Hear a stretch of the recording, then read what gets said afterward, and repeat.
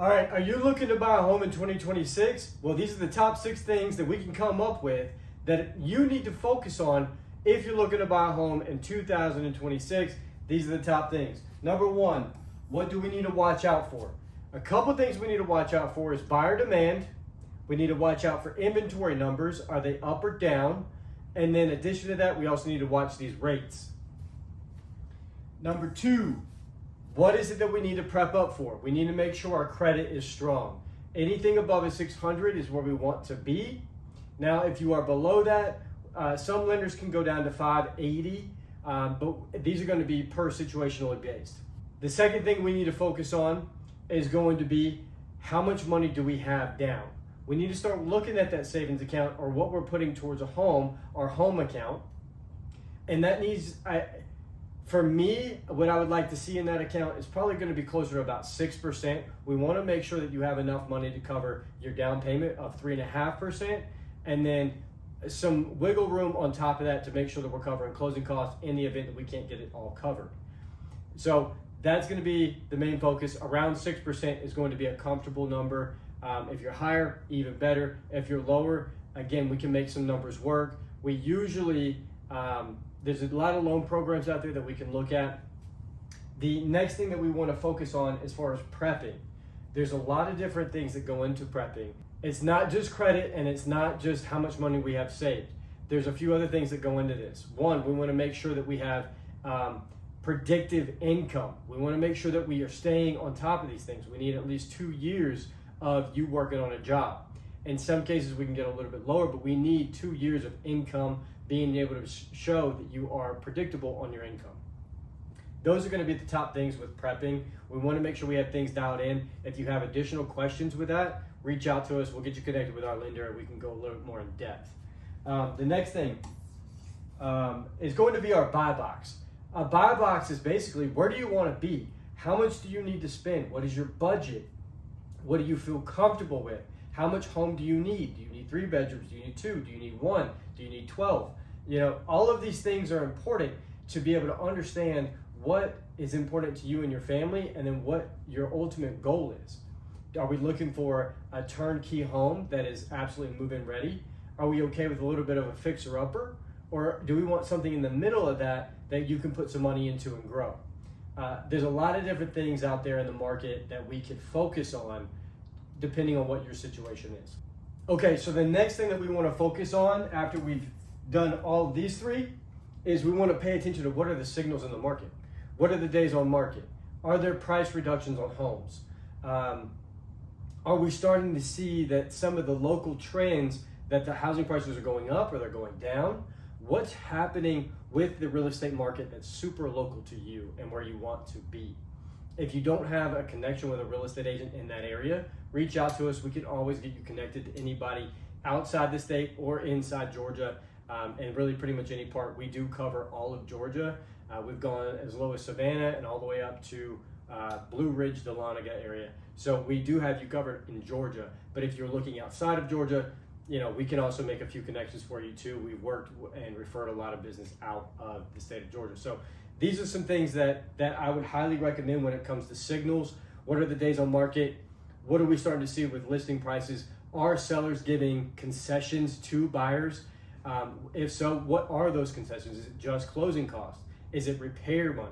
Is it home warranty money? Is it a paint allowance? There's so many things that go into it, and that's where those signals really start to pinpoint where you really need to focus inside that market. So the next thing is going to be a strategy. When it comes to strategy, there's a lot of different things. A good agent's going to be able to walk you through that. Now, for me, just a quick little overview of what that may look like as far as getting a strategy together is going to be, get a good agent. When you do your inspection, be able to use that inspection inside of your negotiations. Some people actually, I've started to hear stories where people just get an inspection just to get an inspection, just so that they know, and their agent doesn't inform them on this or that. Now, a good agent's going to be able to walk you through, hey, we do need to ask for repairs here. We do need to have this done. We can ask for a paint allowance, a carpet allowance, a flooring allowance, whatever it may be. A good agent's going to walk you through that. The next thing when it comes to strategy, are you planning on living in this home for 2 years, 3 years, 5 years? Is this more of a flip property? What are your goals when it comes to buying a home? Because if the strategy is I can get into this and I love this home, or I may not love this home now, but I know what it can be, these are the things we want to do. Last thing on strategy is don't buy with emotion. Emotions are always going to get you in trouble when it comes to buying a home. If you fall in love with a home and you plan on being there for the rest of your life, no problem, don't even worry about anything. But for most people, they're going to be in their home from 2 to 5 years. And so what we want to do is be able to buy a home, not based off of emotion, but on logic and what that actual process needs to look like. Because if the numbers don't make sense for you, then you don't need to buy. The last piece here is who needs to be waiting? And this is a good question that a lot of people bring up, is like, do I need to buy a home right now? What is the focus? If your rent is massively high and you're like, I'm spending $3,200 on rent, then we may need to be looking at buying a home.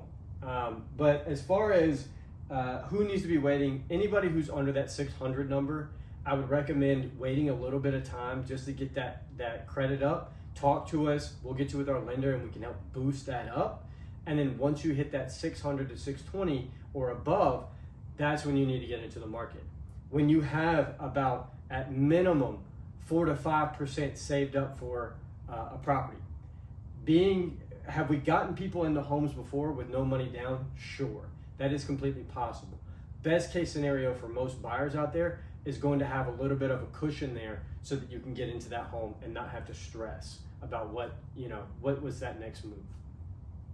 The next people who need to wait is if you don't know where you want to be. If you don't know where you want to be, buying right now may not make sense. And so until you get to a place where you're like, okay, I know for a fact I want to be in the heart of Atlanta, then again, let's have that conversation. Let's start putting together a search for you so you can see what's going on with the market, so you can watch the market, and you're going to get regular updates, whether it be weekly, daily, monthly, bi-monthly, whatever that is for you. We can get that set up and send you home so you can see what's happening with the market. And we're always a phone call away if you have any questions about what's happening with the market. So these are going to be the couple of the main things that I wanted to go over. If you're looking to buy a home in 2026, reach out to us. We're more than happy to sit down and have a conversation, no pressure. We have buyer consultations all the time inside the office. We'll meet you at a coffee shop, whatever fits for what you're looking to do. If you want to see a home, we'll show you a home. So just to kind of be able to build that relationship up, we're here for you. If you like this content, if you like the video, let me know. We'll put more out. We're really trying to grow our YouTube page strong because we feel like moving into 2026 and here on out, building this relationship on YouTube is going to be massive with a little bit more long form content. So reach out to us. We're here to help. Like, share, subscribe. Talk to you soon.